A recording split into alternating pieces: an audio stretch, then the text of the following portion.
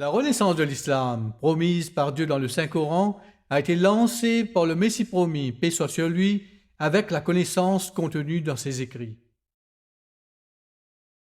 A'udhu billahi minash shaitanir rajim, bismillahir-rahmanir-rahim. Au nom de Dieu, le gracieux, le miséricordieux, chers téléspectateurs, assalamu alaikum wa rahmatullah wa barakatuhu. Bienvenue encore une fois au programme Renaissance, le programme de la MTA qui vise à vous présenter les livres, les écrits de Mirza Ghulam Ahmad, paix soit sur lui, le fondateur de la communauté musulmane Ahmadiyya, qui a revendiqué être le Messie promis et l'imam Mahdi. Le Mirza Ghulam Ahmad a écrit un certain nombre de livres, plus de 80 livres, et donc nous voulons vous présenter, vous dire ce qu'il y a dans ces livres. C'est la deuxième émission, le deuxième programme que nous avons. Dans le dernier programme, on vous a déjà fait une présentation de la vie de Mirza Ghulam Ahmad et des accomplissements du contexte quand il est arrivé et comment sa venue, son mandat, il l'a obtenu à partir du Coran et à partir des prédictions, des prophéties du saint prophète Mohammed, paix soit sur lui. Aujourd'hui, nous allons nous attaquer maintenant au vif du sujet, commencer à examiner ses écrits. Et pour en parler, j'ai avec moi aujourd'hui, encore une fois, Maulana Abdul Rashid Anwar Sahib, qui est notre missionnaire responsable de la région de l'Est du Canada. Il est basé à Montréal. Maulana Sahib, assalamu alaikum wa rahmatullah wa barakatuh. Wa alaikum salam wa rahmatullah. Et aujourd'hui, nous avons choisi de commencer avec le livre qui s'appelle Islami Usul qui est la philosophie, c'est la philosophie des enseignements de l'islam, qui est un livre qui a été écrit vers 1896, au début de l'année 1896, par Mirza Ghulam Ahmad. Mais est-ce que ce livre a été écrit comme un livre, Maulana Sahib? Quel était le contexte, quel était l'arrière-plan, quel est l'historique de la préparation de ce livre? Oui, d'abord, je crois qu'il y a une rectification à faire. Ce livre qui avait été rédigé par Mirza Ghulam Ahmad, le Messie promis, la paix d'Allah soit sur lui, vers la fin de l'année 1896. D'accord. J'étais agréablement surpris lorsque j'ai pensé à voir les révélations du Messie promis dans un livre qui est comme un recueil des révélations du Messie promis dans l'année 1896. Toute l'année, c'est l'année où cet aspect que je vais vous mentionner tout à l'heure, et on arrive à voir, ça reflète à partir de ces révélations. Il y a un verset du Saint-Coran qui est mentionné dans le chapitre As-Saf 81, je crois, et le verset 11. Le chapitre 61. Oui, 61. Saf. Oui. Oui. Allah dit dans ce chapitre, هو الذي أرسل رسوله بالهدى ودين الحق ليظهره على الدين كله. C'est lui qui a envoyé son messager avec la direction et la religion de vérité, afin de le faire prévaloir sur toutes les autres religions, même si ceux qui attribuent des associés à Allah le haïssent. C'est un verset du Saint-Coran. Et tous les commentateurs, ou généralement les commentateurs du Saint-Coran, ils disent que ce verset se réalisera lorsque le Mahdi et le Messie viendra. Et j'étais étonné et surpris agréablement de voir que dans le mois de mars 1896, ce verset avait été révélé au Messie promis. Vous voulez dire que ce verset coranique a été révélé encore une fois au Messie promis, où parmi les révélations, il y avait cette partie de ce verset. Cela veut dire que faire prévaloir la religion d'Allah sur les autres religions. Sur toutes les autres religions. Toutes les autres religions. C'était la mission du Messie premier. Allah lui rappelait que c'est ta mission et maintenant tous les moyens aussi Allah va donner. il a donné. Donc, ça fait partie des révélations aussi du Messie promis. Et en même temps, on arrive à comprendre que comment il faut faire prévaloir. Le Messie promis, il dit que j'avais ce désir depuis fort longtemps, que quelque part, toutes les religions peuvent se unir et on arrive à démontrer la beauté de l'islam et on arrive à démontrer que l'islam est la plus belle de toutes les religions. Et cette chose est mentionnée dans ces versets. Et cette chose est mentionnée dans les révélations que le Messie promis, il a eu. Donc tout d'abord, cet aspect qui était très intéressant, je voulais partager cet aspect avec vous. C'est-à-dire que cette prophétie du Coran, oui, de faire prévaloir l'islam sur toutes les autres religions, devait s'accomplir pendant la venue par cette personne, le Messie promis et l'imam Mahdi. C'est un livre qui est un miracle vivant de l'islam. Ceux qui disent que l'islam est une religion démodée, est une religion du passé, ça ne produit plus de miracles, pour eux, c'est un miracle qui reste vivant, qui va rester toujours vivant. L'importance de ce livre, à cause de l'importance de ce livre, le Jamaat musulman Ahmadiyya a pu traduire ce livre dans plusieurs langues. En arabe, en français, en chinois, en allemand, en birmanie, en gurmukhi, et aussi dans la langue hindoue, persan aussi, indonésien aussi, et beaucoup d'autres là. Et donc toutes les personnes du monde entier ont l'accès à ce livre extraordinaire. Comment c'est passé? C'est un livre qui est un discours du Messie promis.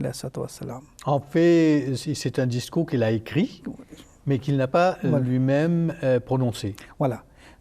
Lui-même, il a écrit, et à cause de certaines raisons, lui, il n'a pas pu participer, les détails je vais donner tout à l'heure, et il a envoyé son compagnon très éloquent, qui a lu son article, son discours d'une manière vraiment éloquente dans cet endroit, et jusqu'aujourd'hui, les gens se souviennent de ce miracle extraordinaire.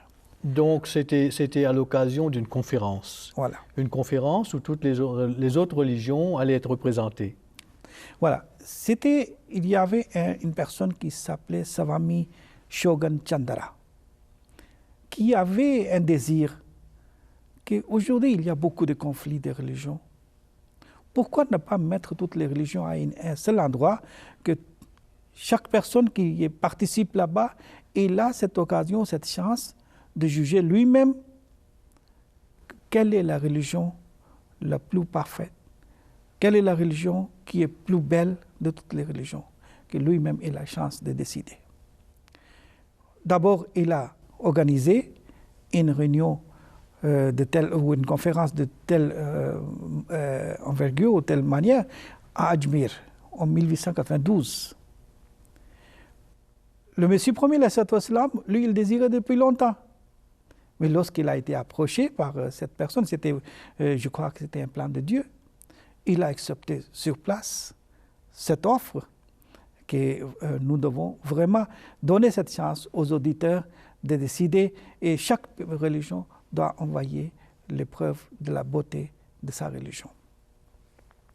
C'était le mois de décembre, de 26 à 28, que les organisateurs ont programmé pour tenir cette réunion.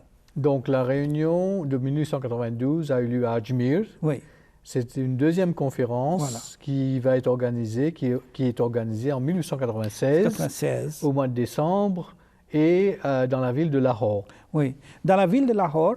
D'abord, c'était programmé que dans l'hôtel de ville, oui, ça devait se tenir, mais à cause de certaines raisons, plus tard, le lieu de la conférence avait été changé, et ça a eu lieu dans le Islamia College. Dans un collège. Ou dans un collège. Oui, okay. Et c'est là que cette conférence a eu lieu.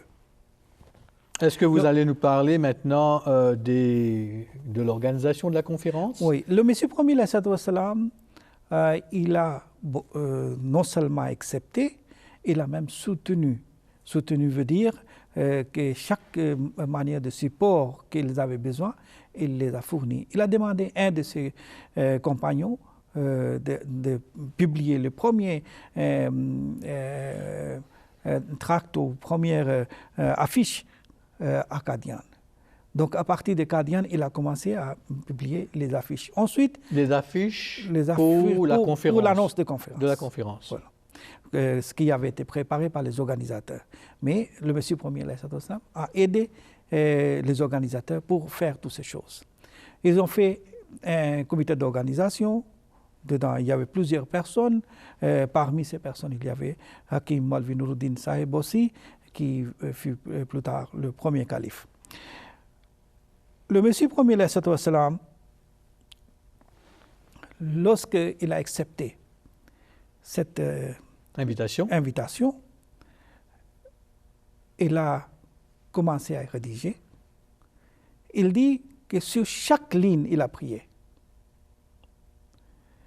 Et lorsqu'il a terminé, Allah lui a révélé. Allah dit, cet article restera insurpassable. Personne ne pourra écrire mieux que ça. Et imaginez quelque chose qui n'est pas encore arrivé devant les auditeurs, mais déjà Dieu est en train d'expliquer que voilà, cet article va surpasser tout le monde. C'est déjà quelque chose et c'est un miracle dans le sens. Comment vous pouvez dire ces choses? Et le déroulement de tous ces événements que je vais citer tout à l'heure, vous allez comprendre vous-même comment cette chose a eu lieu et quelle manière vraiment c'était un miracle. Comme je disais que c'était Maulvi Abdul Karim Sahib qui a lu ce discours, mais avant ça, le Messie premier aussi a préparé une annonce, que c'est une occasion en or à saisir pour toute personne qui cherche la vérité. Tout à fait. Toute personne qui veut savoir quelle est la religion qui est la plus parfaite, quelle est la religion la plus belle. Donc c'est pour cette raison, vous devez essayer de participer dans cette conférence. Et que vous aurez l'occasion de connaître tout. Il a fait des affiches. Sur les affiches, il a marqué en gros caractère une bonne nouvelle et extraordinaire pour les chercheurs de la vérité. Si vous voulez chercher la vérité, c'est une occasion, venez assister à cette conférence. Cette conférence qui sera sur les excellences et les miracles du Saint-Coran et serait lue à la grande conférence des religions, où il y aura beaucoup de religions qui seront présentées, les chrétiens, les juifs, les théosophiques et les autres, beaucoup de musulmans aussi, bien sûr. Et comme c'était à cette époque décidé que ce sera à l'hôtel de ville, le Messie premier a écrit dans la fiche que ce sera à l'hôtel de ville. Et qu'il a dit que je vous dis que cet article ou ce sujet ou ce thème que je vais écrire, ce thème sera écrit à l'aide divine. Vous ne devez pas dire que c'est le pouvoir d'un homme. C'est au-delà du pouvoir des hommes. Si vous me permettez, je vais lire, en fait, je crois, j'ai une partie de l'annonce. Ok. Alors, donc, Mirza Ghulam Ahmad dit que cet exposé n'est pas le fruit du simple effort humain, mais il est un signe parmi les signes de Dieu. Voilà. Et ça, c'est très important. C'est très ferme, c'est très fort. Et dire cette chose d'avance. Exactement. Et il dit ce signe jouissant de son soutien, de Dieu, spécial. Il présente les beautés et vérités du Saint-Coran et établit clairement que le Saint-Coran est sans l'ombre d'un doute la parole de Dieu. un livre révélé par le Seigneur de toute la création. Quiconque, et là, regardez, il fait comme une promesse. Oui. Comment est-ce que quelqu'un peut faire une promesse pareille sans l'aide divine? Il dit, quiconque écoutera cet exposé du début jusqu'à la fin et étudiera comment les saints thèmes ont été abordés, jouira, j'en suis persuadé, d'une nouvelle foi, d'une nouvelle lumière, et de plus, il se fera une idée juste et complète de ce qu'est le message de la parole divine. Je vous assure que ce ne serait point de la vantardise si j'affirmais que cet exposé ne souffre pas de la faiblesse humaine et ne contient pas que des propos insensés. Et le Messie premier, il a dit que ceux qui pensent que l'islam n'est pas une religion parfaite, lorsqu'ils vont écouter cet article ou ce sujet de début jusqu'à la fin, ils vont avoir honte, qu'ils ne pourront pas trouver des défauts dans l'enseignement de l'islam. Après, il a dit quelque chose encore. Il a mentionné que comment Dieu l'a soutenu. Quelles sont les preuves d'une manière claire où on peut dire qu'Allah l'a soutenu. Il dit que le moment que j'écrivais, à ce moment-là, j'ai senti qu'il y a une personne qui est à côté de moi, dans le son, dans le rêve, et il a commencé à crier. Il a crié en disant « Allahu Akbar, Kharibat Khaybar ». Allah est le plus grand et la forteresse de Khaybar est tombée. Il a expliqué que ici, forteresse, c'est quoi? C'est mon cœur. Pourquoi c'est mon cœur? Parce que c'est ici, la lumière divine descend. Ici, la connaissance divine aussi descend. C'est pour cela, c'est une forteresse qui ne peut pas être touchée par qui que ce soit. C'est quelque chose qui est préservé comme une forteresse. Deuxième chose, il a dit, Khaybar, ce sont des religions qui sont interpellées. Toutes ces religions interpellées aujourd'hui ou après cette conférence, ou celui qui va essayer de connaître, pourra connaître facilement que ce sont des religions qui n'ont pas de valeur. La seule religion qui a la valeur, c'est l'islam. Après, il dit que dans le rêve même, Allah fait tourner mon attention vers une des révélations qu'il m'avait faites. Où Allah avait dit « Inna Allaha ma'aka, inna Allaha yakumu aynama kumta ». Allah dit « Sois sûr », ou c'est une chose de la certitude ferme qu'Allah est avec toi. Allah te soutient. Yakumu aynama kumta. Il sera où tu seras, il sera avec toi. Regardez combien c'est extraordinaire qu'une personne, s'il n'est pas véridique, il attribue des choses clairement vers Dieu et les choses passent comme il déclare. Dieu n'agit pas si c'était les choses fausses. En fait, je crois que les promesses qu'il fait dans une annonce, qu'il fait apparaître avant la conférence.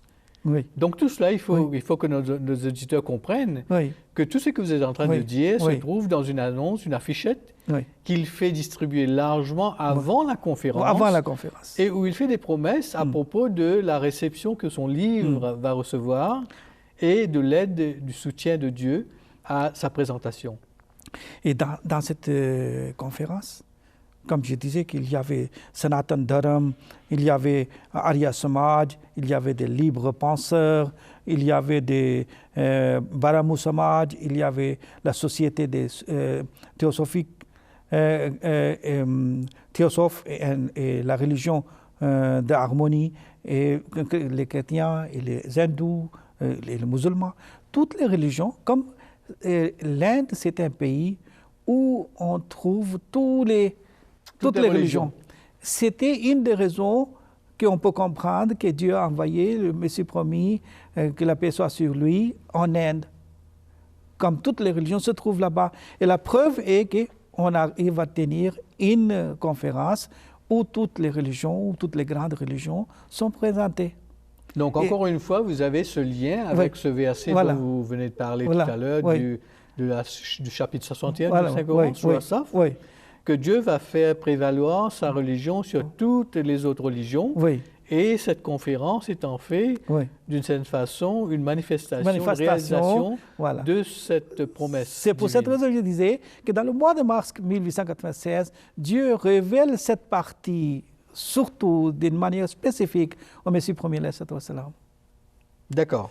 Donc ça montre que c'était une occasion pour montrer que l'islam est la plus belle de toutes les religions, la plus parfaite de toutes les religions. Bon, ce que on pourrait faire maintenant, c'est peut-être d'une part donner à nos auditeurs un aperçu de l'atmosphère de la conférence, comment s'est déroulé le discours prononcé par le compagnon du Messie promis, parce que, comme on l'a dit tout à l'heure, Mirza Ghulam Ahmad lui-même n'était pas à la conférence, mais il a donné son discours à quelqu'un d'autre pour le faire. D'une part, quelle était l'atmosphère, quelle a été la réception de l'auditoire à son discours? Il y avait une ambiance merveilleuse pour écouter ou participer à cette conférence. Mais lorsqu'il y avait le discours du Messie premier, que le paix soit sur lui, les gens le considéraient comme un défenseur de l'islam. Il y avait Abu Yusuf, qui était le dernier orateur, et le Messie premier, il était avant-dernier orateur. Et lorsque chaque personne avait 2 heures de temps pour prononcer son discours. Lorsque c'était le tour de Messie premier, même avant cela, les gens ont commencé à rentrer dans le hall. Le hall était plein à craquer. Beaucoup de personnes qui n'avaient plus de place sont restées debout dans les couloirs. On comptait environ 7 000 à 8 000 personnes qui étaient dans le hall. Lorsque Maulvi Abdul Karim Sahib il a commencé à lire le discours préparé par Hazrat Masih Maud, il n'avait même pas fini encore première ou deuxième question que son temps est fini. Le temps qui lui était attribué, c'était fini. Maintenant, Abu Yusuf disait que ça, c'est extraordinaire. Moi, je donne mon temps. Pour qu'il puisse continuer. Pour qu'il puisse terminer, puisse continuer. Il a donné son temps, il n'a pas pu finir. Les gens étaient tellement concentrés, tellement ils ont commencé à dire que non, il faut qu'on termine ce discours. C'est tellement intéressant. Non seulement les musulmans, même les non-musulmans. C'était une ambiance extraordinaire. On ne peut même pas peut-être expliquer avec les mots. Maintenant, les organisateurs ont accepté. Ils ont dit, d'accord, on va ajouter 1 jour de plus. Donc, 29, ils ont ajouté? Oui, ils ont ajouté le 29 décembre pour terminer ce discours du Messie premier. Qu'est-ce qui se passe? Les gens ont dit, on n'a jamais entendu cette chose ou une chose pareille. Exactement les mots qui avaient été prononcés par Dieu et il avait publié avant la conférence avaient été prononcés par les journaux. Si vous permettez, parce que là j'ai l'extrait, le commentaire d'un des journaux, publié à Calcutta en janvier, le 24 janvier 1897, donc le mois suivant. Et c'est un journal, et je lis un extrait, qui dit « Il est certain que si l'exposé de Mirza Sahib, c'est-à-dire Mirza Ghulam Ahmad, n'eût pas été présenté, les musulmans auraient été déshonorés par rapport aux autres religions. Voilà, imaginez. Et sans l'intervention divine, la religion de l'islam n'aurait pas eu le dessus. Grâce à l'exposé de Mirza Sahib, la gloire de l'islam fut établie. Amis et adversaires reconnurent d'une seule voix la supériorité de son discours sur les autres. Alors vous pouvez vous imaginer comment les autres musulmans ont eux aussi accepté la supériorité de ces discours. Oui. Et vous voyez, un autre journal, de Bristol Times et Miroir, il écrit « La personne qui s'adresse si courageusement à l'Europe et l'Amérique ne peut être homme ordinaire. » Donc ce n'était pas quelque chose d'ordinaire, c'était extraordinaire. Ensuite, Spiritual Journal Boston, il écrit encore « Ce livre présente une bonne nouvelle pour toute l'humanité. » Et je pense que ça c'est important parce qu'aujourd'hui, nous sommes au XXIe siècle, d'aucuns pourraient se poser la question quelle est la pertinence de ce livre écrit il y a plus d'un siècle pour nous, hommes aujourd'hui, vivant au XXIe siècle, avec toute la technologie qui nous entoure, quelle est l'importance, quelle est la pertinence pour moi Tout à fait. Dans ce livre? Tout à fait. Ensuite, encore un journal, Theosophical Book Notes. Il écrit quelque chose de vraiment extraordinaire. Il dit « Ce livre est l'image le plus attirant de la religion de Mohammed. » Extraordinaire. Et là, avant de terminer, parce que je crois qu'on est presque à la fin, je voulais simplement dire que dans notre prochain programme, nous allons continuer avec l'étude de ce qui est dans les 5 chapitres, 5 parties de ce livre. Et il y a 5 grandes questions qui ont été examinées, qui avaient été mises de l'avant par les organisateurs de la conférence. La première question à laquelle, naturellement, chaque orateur devait s'adresser, la première question, c'était les états naturels, moraux et spirituels de l'homme.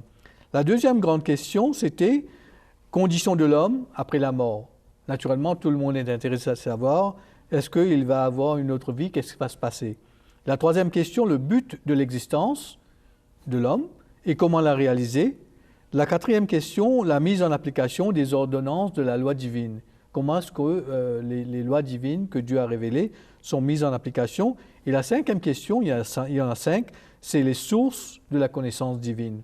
Et naturellement, ce livre entre dans les détails. Mirza Ghulam Ahmad donne non seulement des explications théoriques, mais va dans la pratique pour montrer aux gens, à chacun d'entre nous, comment effectivement apprendre à avoir cette connaissance et pouvoir la mettre en pratique dans sa propre vie. C'est un livre qui couvre 167 pages, donc vous avez donc une idée de combien de détails il y a dedans. Nous allons terminer sur cette note.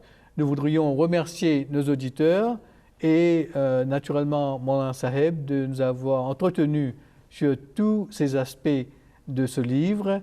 Et si vous avez autre chose à ajouter, Maulana Saheb, avant de terminer, peut-être? C'est un livre, vraiment, j'ai parlé avec plusieurs personnes à qui j'ai donné ce livre. Après avoir pris ce livre, ils disaient c'est un livre de mon chevet. Qu'il le garde à leur table de chevet pour le lire le soir. Voilà. Tout à fait. Et je connais quelqu'un qui a lu ce livre pendant qu'il était encore jeune, je crois qu'il n'avait que 10 ou 11 ans, et il a été ébahi et étonné avec le contenu de ce livre, et il l'a pris comme si c'était un livre extraordinaire, un miracle qu'il avait découvert. C'est vraiment extraordinaire. C'est un livre, peut-être ne pas lire une seule fois, à lire 3 fois au moins, si ce n'est pas plus. En fait, c'est presque une feuille de route pour sa vie. Comment vivre la vie dans ce bas monde et comment préparer l'avenir avec succès. Et vous allez connaître vraiment que c'est un livre qui a été écrit par le soutien spécial de Dieu. Et je crois qu'il faut aussi souligner cet aspect que Mirza Ghulam Ahmad a lui-même mis de l'emphase dessus, que puisque c'était une conférence où les beautés de chaque religion devaient être mises au grand jour, chaque religion devait s'en tenir, chaque orateur devait s'en tenir à prendre ses preuves uniquement de leur livre saint. Il ne devait pas dire quoi que ce soit d'autre qui ne se trouve pas dans le livre. Et Mirza Ghulam Ahmad a même pris cette garantie, donné cette garantie que toutes les preuves qu'il allait mettre de l'avant sortiraient du Coran et qu'il n'allait même pas emprunter des traditions du prophète. Oui, on avait passé sur ces conditions. Les conditions étaient aussi importantes et parmi ces conditions, c'était une condition très importante que chaque religion doit montrer les preuves de sa véracité à partir de son propre livre. Donc, merci beaucoup, Mohamed Saheb, de nous avoir entretenus aujourd'hui sur le livre La philosophie des enseignements de l'islam. Nous n'avons aujourd'hui fait que passer un peu en liminaire l'introduction du livre, la présentation du livre. Dans le prochain programme, nous allons entrer dans les détails. Et jusqu'à ce prochain programme, chers téléspectateurs, merci. Assalamu alaikum wa rahmatullahi wa barakatuhu. Que la paix et les bénédictions de Dieu soient sur vous.